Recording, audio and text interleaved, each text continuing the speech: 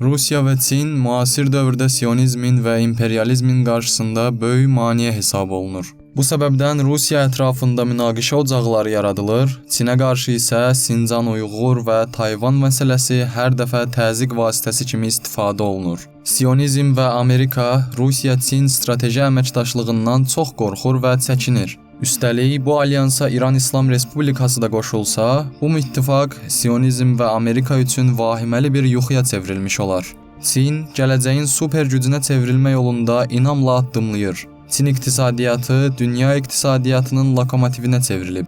Rusiyanın isə külli miqdarda təbii resursu və güclü, inkişaf etmiş hərbi sənaye kompleksi var. Bununla belə, bu iki ölkəni bir-birinə qarşı düşmən etmək Sionizmin ən böyük istəklərindən biridir. Sionizm sınadığı parçala və hökm et siyasətini böyük məmnuniyyətlə bu iki ölkəyə qarşı istifadə edərdi. Amma Rusiya və Çin bu hiləni gözəl bildikləri üçün bu fitnəyə heç vaxt getməzlər.